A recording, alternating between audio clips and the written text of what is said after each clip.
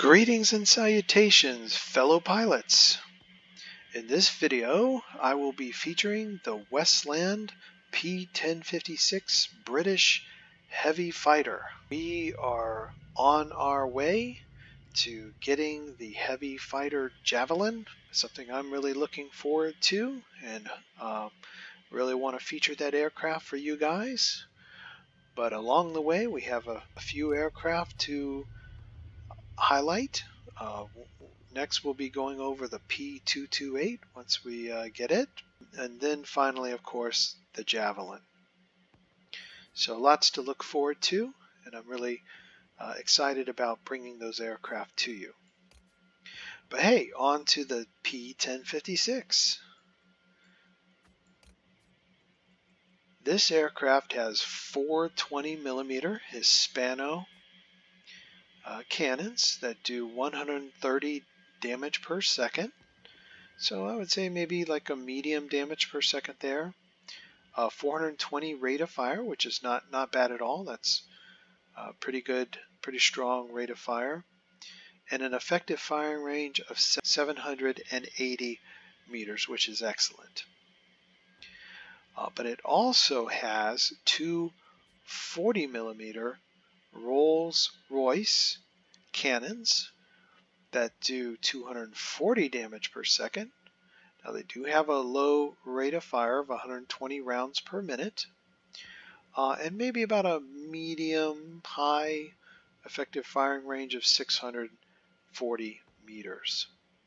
So it's got a very strong cannon complement. It also can equip 2,000-pound bombs that do 6,000 damage within a 90-meter radius, so those are pretty excellent.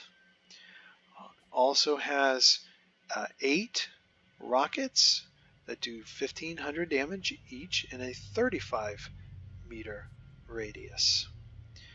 And sometimes those are nice also to use against aerial targets if maybe you're behind a big bomber and you just want to finish it off, or maybe that enemy aircraft is going head on and you just want to give them a face full of rockets, which is always fun to do, right?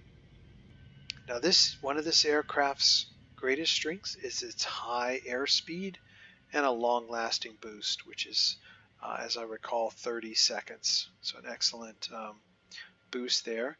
So I really want to accentuate that strength because one thing's for sure, this aircraft is not a turning aircraft. It's like trying to turn the Titanic, away from the iceberg.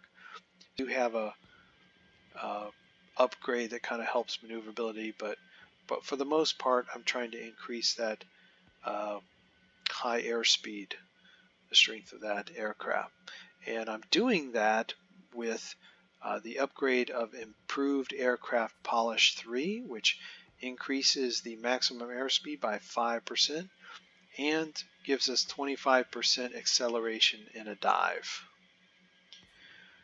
Also have Engine Tuning 3, which increases engine power by 5%. So again, we're just, that's designed to augment that high airspeed.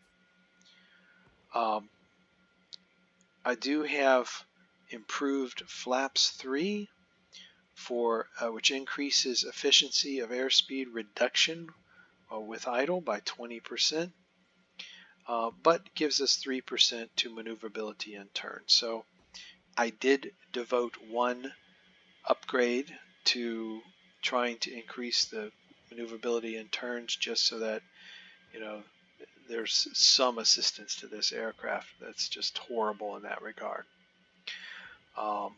You could go with something else related to the aircraft's strengths. For example, it has good survivability, and it does have large dimensions, so that's code for, hey, this is a big target. Big old bullseye up there in the sky.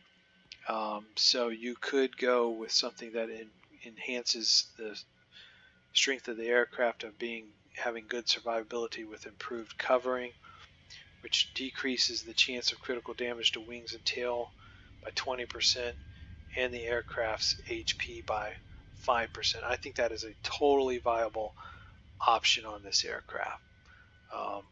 So I don't think you'd be going wrong if you did that. In terms of pilot skills, right now I only have 6 skill points on this pilot. So I chose to put those skill points in the engines. Again, accentuating that high airspeed.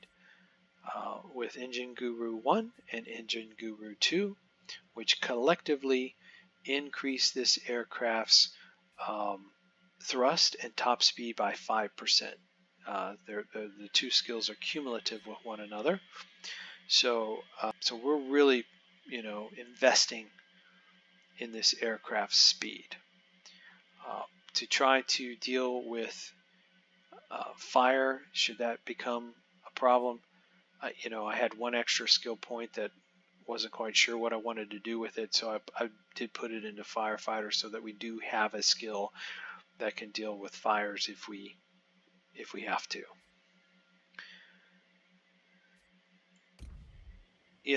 Just going back to the pilot skills, you could go with eagle-eyed, which I don't think would be a bad choice, just because a lot of times you're at higher altitude, and it's good to be able to detect enemy aircraft sooner rather than later so that you can plan your approach. Looking at ammunition, I have gone with the universal ammunition here, which has equal chance of fire and critical damage. If you were going to go with a gold ammunition, I would suggest high explosive for the high critical damage. But it is nice to get those fires because, think of it this way. We know this aircraft has crap maneuverability. So a lot of times your target is going to be going out of your sights. And it's nice to have that target burning and taking damage while you're trying to realign. So keep that in mind. I think that's a good way to look at the universal ammunition and why you might want to go with it. So this aircraft does have vulnerable engines, and we know that the engines in this aircraft are critical. It is its strength, its survivability, its tactical edge. So we need to keep those engines up and running. And so I did go with automatic engine restarter. And again, because this is such a vulnerable target in terms of its large dimensions, I went with control surface auto trim, which automatically restores controllability of wings and tail.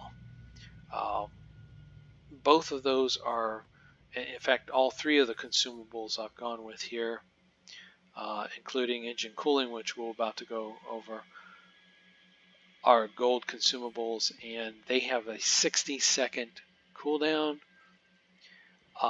And for the engine restarter and the control surface auto trim, both of those activate automatically, so you don't have to think about them. Whenever the problem arises, they kick in if they're not on cooldown.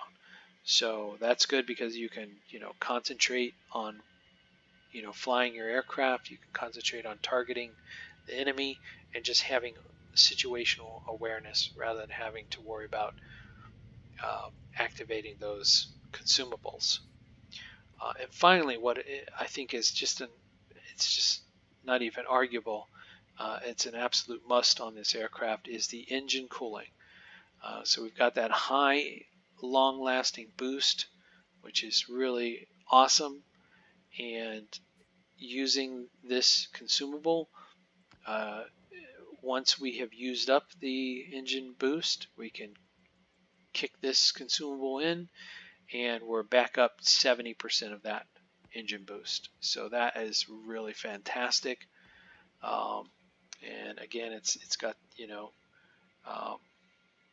it's just a great consumable to have on this aircraft. Really fits in well with what we're trying to accomplish in terms of accentuating the aircraft's strengths. So, looking at the aircraft specifications,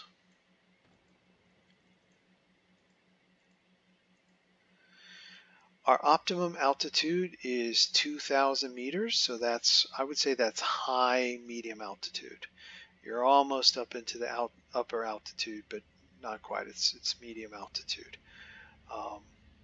Optimum airspeed 630 kilometers per hour, so that's pretty darn good. And you see here the maneuverability issue. The average time to turn 360 degrees, 14 seconds. 14 seconds. So just to put that in perspective, the Spitfire, 8 seconds. So, this is a zoom and boom aircraft. Not going to get into any serious turning dogfights. This aircraft just is not good at that at all. Top speed at best altitude. So when this aircraft is in its ideal altitude element, 795 kilometers per hour. So that's very good. And stall speed, something that you definitely want to be aware of. This aircraft does have a high stall speed of 260 kilometers per hour. So that is a definite negative for this aircraft. It stalls pretty easily. And if you look at it, it's a big aircraft. I mean, it's just kind of colossal for a fighter, a heavy fighter. It's big. Takes a lot of oomph to, if you're trying to climb straight up to get somewhere, it takes a lot of oomph to do that. You've got to use engine boost. And, don't underestimate this aircraft in terms of its ground attack capabilities. The cannons are good. It's got the rockets and the bombs. You can turn a sector if you have to by yourself. Not just, of course, ground attack. For example, I don't know, you might have a little difficulty turning a mining facility by yourself. I think if you worked at it for a while, you could do it, but it would be difficult. But certainly sectors that have ground targets and aircraft as well, defense aircraft as well, you can definitely turn those by yourself if you need to. All right, looking at the paint schemes. This is summer, winter, desert, and marine.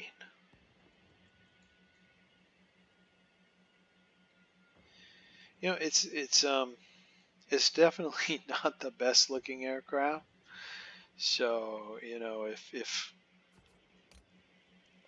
liking what you're looking at is important to you in terms of a aircraft, this, at least from, beauty's in the eye of the beholder, of course, but at least from my perspective, it's a little hard on the eyes. If you see this aircraft in a bar, it's good to have a few drinks in you. Let's just put it that way.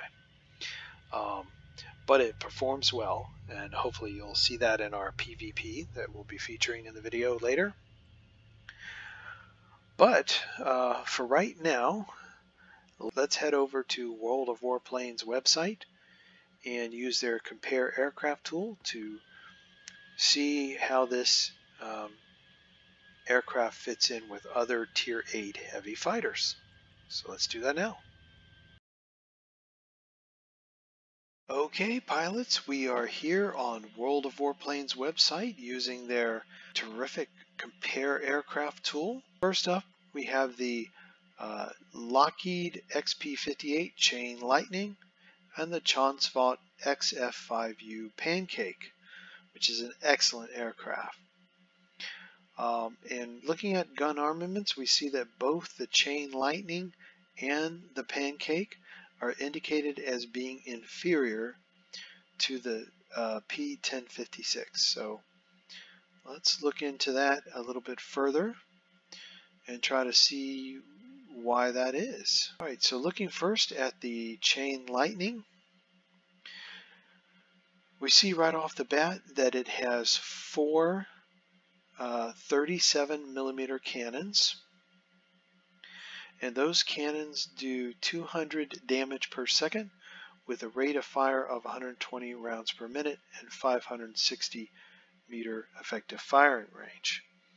Now, in contrast, the P.1056 has 4 20mm cannons that do 130 damage per second with 420 rounds per minute and a much larger effective firing range of 780 meters. So, if these two aircraft were, facing off with each other, you're going to be shooting the 20mm cannons of the P.1056 about 200 meters sooner than you will the 37mm cannons of the Chain Lightning. Also, you have to take into account that the P.1056 has 2 40mm cannons that do 240 damage per second with the same rate of fire as the Chain Lightning's cannons and a longer firing range. So basically, the Chain Lightning is just outclassed clearly by the P.1056 armaments. Now, of course, one of the things that the Chain Lightning has, and this goes into survivability that we'll talk about later, is a rear turret. And that can be very useful. The P.1056 does not have any type of rear defensive measures. Looking at the XF-5U's armaments, it has 4 20mm cannons, and these cannons are slightly more powerful than the 20mm cannons on the P.1056. They do 170 damage per second versus the 130 damage per second of the P.1056. And they also have, of course, a much higher rate of fire of 700 rounds per minute, and even a longer effective firing range of 800 meters versus the 780 meters of the P.1056. But of course, what it does not have are a second set of cannons like the P.1056's 40mm cannons. So, if it was just a contest between 20mm cannons on these two aircraft, the Pancake would prevail in that regard, but enter in the 40mm cannons and that makes a difference. Alright. Looking at bombs and rockets, the Chain Lightning does not have bombs or rockets, so clearly it's outclassed in that regard.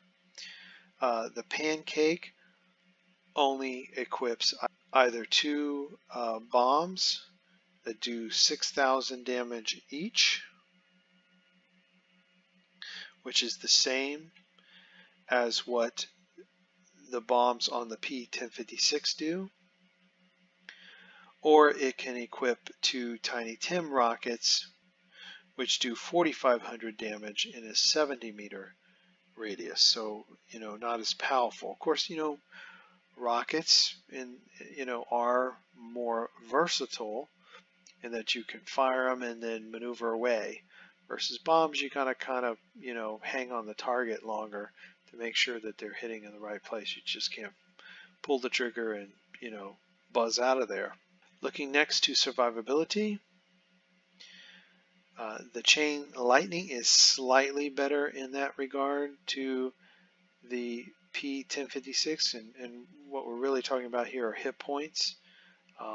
It has 700 hit points versus the 600 of the P.1056. Now, of course, the chain lightning, again, one of the things you have to take into account here in terms of survivability is that rear turret, which is, you know, nice to have on the chain lightning, and you don't have that on the P.1056. Pancake actually has 50 hit points more than the P.1056, so it is slightly superior in terms of survivability than the P.1056 is. Why it indicates it's in red, I don't know. That's a little glitch there, but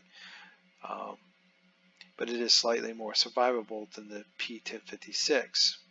Airspeed, the Pancake and the Chain Lightning are both slightly inferior to the P.1056 in terms of airspeed,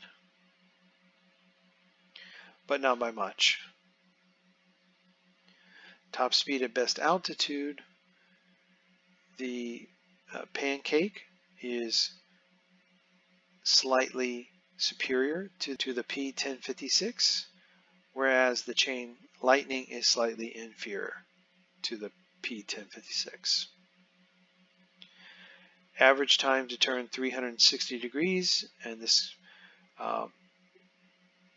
both the Chain Lightning and the Pancake can outturn the P.1056. And having flown, for example, the Pancake, I can tell you it is a much more maneuverable aircraft than the P.1056, and that's a definite advantage it has. In terms of stall speed, again, the P.1056, its stall speed is really high, and that's pretty significant of an issue. The Chain Lightning is 60 kilometers per hour better in that regard. The Pancake is amazingly better in terms of stall speed. It only stalls at 60 kilometers per hour. That is really excellent. So, you know, if you're in a Pancake and you're getting chased by a P.1056, climb straight up, because the P.1056 is going to stall out 200 kilometers per hour sooner than you are in the Pancake. In terms of altitude, the P.1056 and the Pancake are the same, whereas the Chain Lightning has 500 meters on both aircraft, both the other aircraft. And here also, rate of climb. Not only will the Chain Lightning and the Pancake stall later than the P.1056, but they will also outclimb the P.1056 pretty significantly. So if you want a strategy, you know, a defensive strategy against the P.1056 in either the Chain Lightning or the Pancake, it's climb. Climb, baby, climb.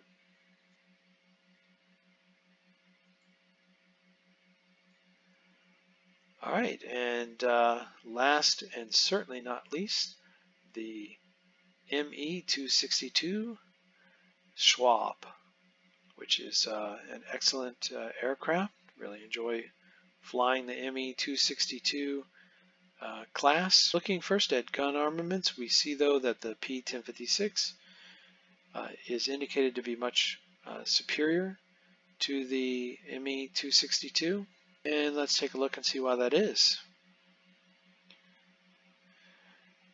Again, you just have the 30mm cannons, 4 of them, and those 30mm cannons do 200 damage per second versus the 20mm cannons on the P.1056 do 130 damage per second, and the 40 millimeter on the P.1056 do 240 damage per second. So, you know, collectively those cannons on the P.1056 just outclass the 4 cannons on the 262, especially when it comes to effective firing range. And that can be important because if you're facing off with these two aircraft and you're in the P.1056, you're going to be putting rounds on the ME-262 before it can put rounds on you.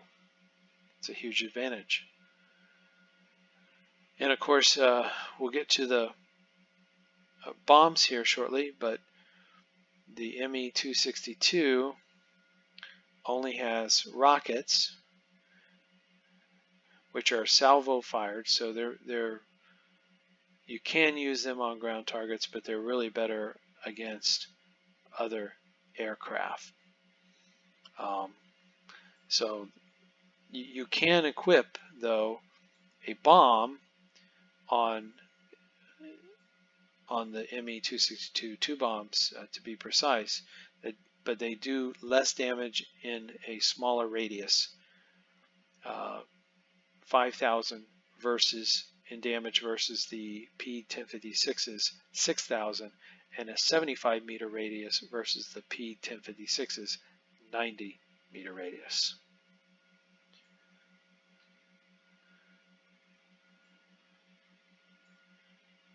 So you see there with bombs and rockets, clearly the ME-262, as we just said, is outclassed by the P.1056. Survivability, greater hit points on the P.1056 than the ME-262. Now airspeed, this is where the ME-262 gets an advantage. And as we know, survivability is impacted by airspeed. Both these aircraft depend upon their airspeed for both their tactical advantage, but also their defensive advantage. And the ME-262 is just a faster aircraft.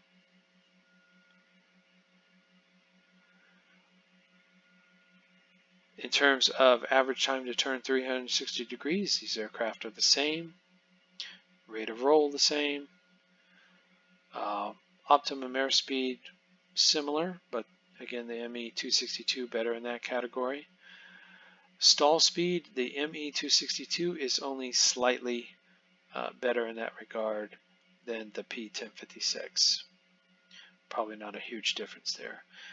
Now where the ME-262 has an advantage is that it has 500 meters in altitude over the P.1056. It also has a 2 meters per second climbing advantage on the P.1056.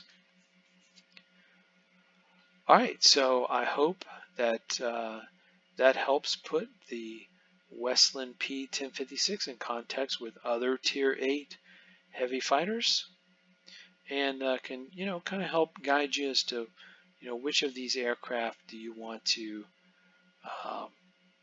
spend your XP on. Alright guys, we have gone over my build for the P.1056, talked about its specifications, compared it to other Tier VIII heavy fighters. So what's next?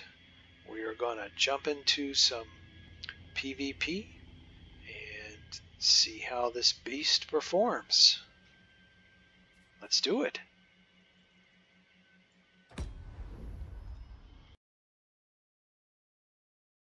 Alright, we are going to be duking it out over the Plateau Weapon of Revenge map. Be ready. And what we will do is head over and take this garrison, and then from the garrison we will move on to the airfield to the southeast.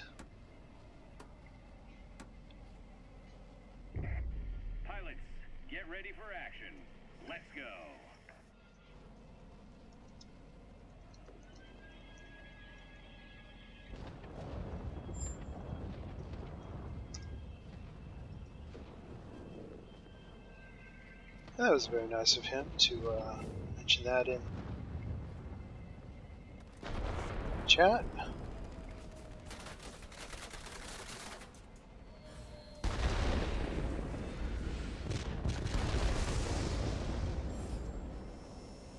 Alright, so let's work on these air defense aircraft, and I found... Oh, we got it. Very nice.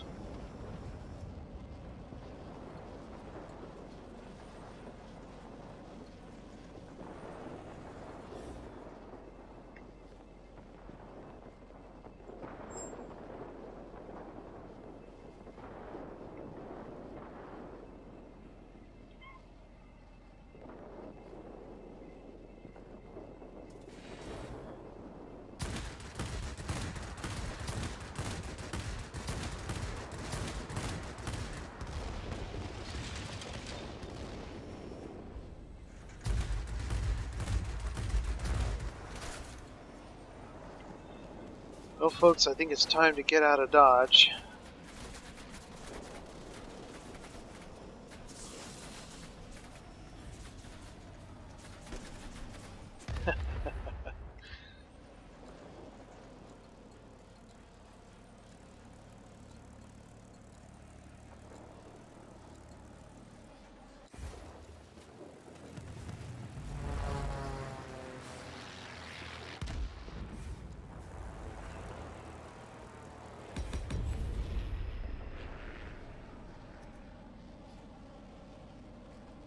Alright, so most of our team, or a good portion of our team, are fighting over here at the airfield, so we'll head over here and see if we can't help them out.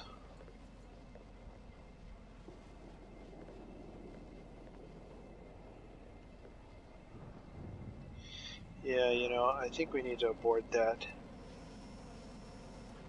Their whole team is over there. That's just a losing proposition all around.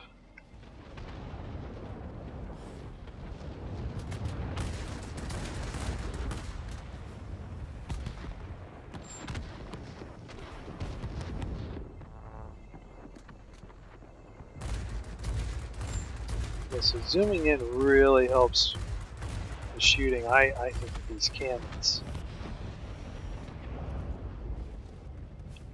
Because sometimes it can be a real challenge.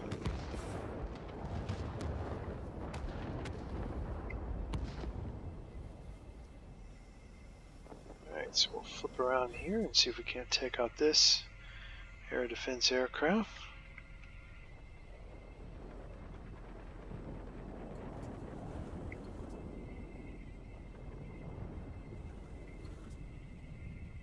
Be keeping an eye on the mini-map. I'm very confident that the enemy team is going to be around quite soon.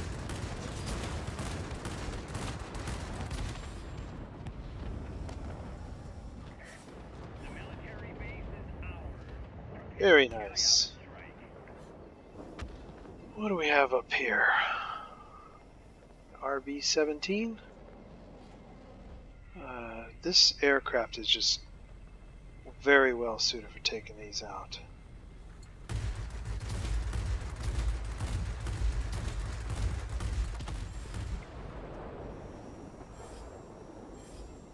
Looks like we have another one, but we are really high up for this aircraft. This is a mid-altitude jet.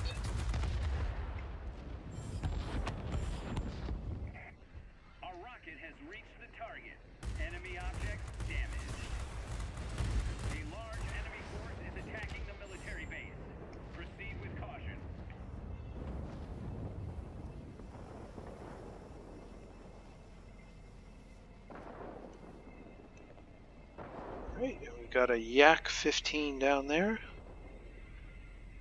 Now the thing about a Yak-15 is we've got to take it out if we're going to take it on.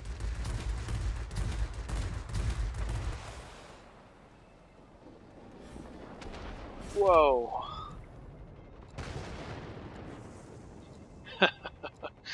Well, I knew I was pushing it with that dive. That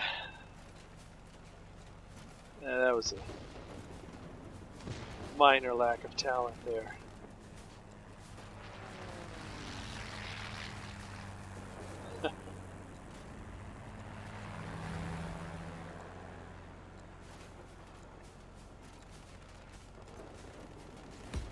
Alright, so we've got an enemy aircraft here coming in. Oh no, I really wanted to get him.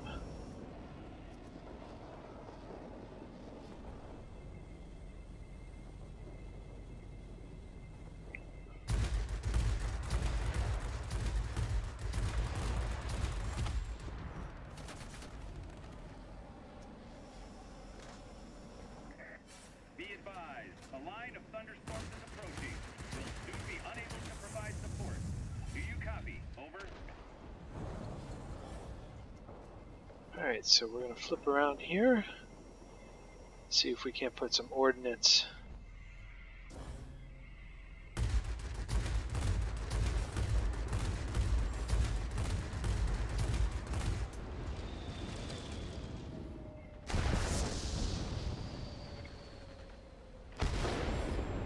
Here we go.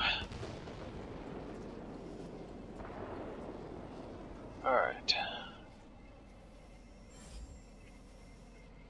Let's see what we have here. We've got some low health There's a heavy aircraft. unable to proceed. Return into base. Do you copy? XF5U, so we're going to target it first. Those are excellent aircraft. Step it up. We're losing the battle.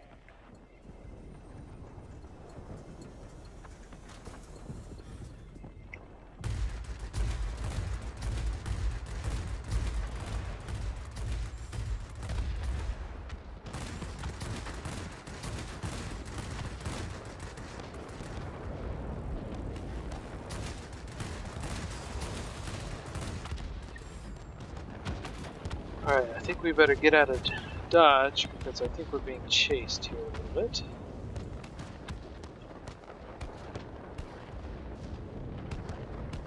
Yeah, we've got a J7W1 back there. The good news is that those J7W1s tend to be a little slow. And we've got another RB-17, another couple of them over here.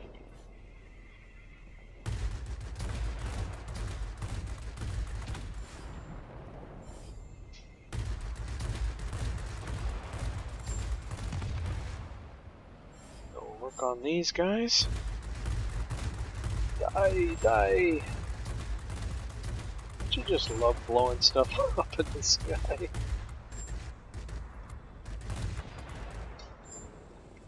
Alright. Hang on. Come on.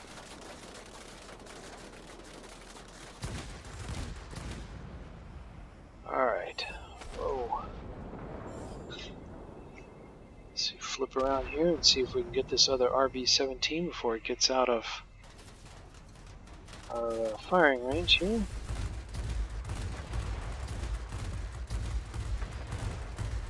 Come on, we can do it.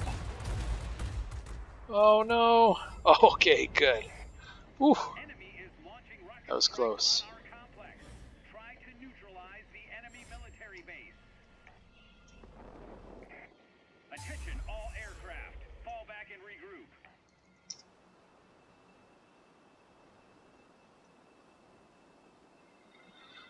Alright, so we got the Koz Hedub medal for 5 aircraft from the enemy combat group after the squall line. Conqueror, Subjugator, Effective Fire, almost the highest grade, and rank 1 on our team. So an excellent, I think, demonstration of the aircraft strengths. Unfortunately, it wasn't a victory, but I think the aircraft performed well, and that was well demonstrated in that video. Alright, so looking at the after action report here, over 6,000 in damage to aerial targets. We did 22,000, over 22,000 in damage to ground targets, destroying 4 ground targets.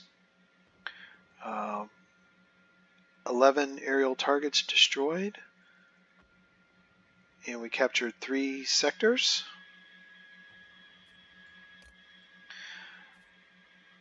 Almost 2,500 in combat points.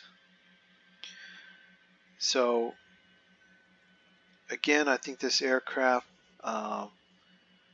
if you play to its strengths, it definitely can get the job done.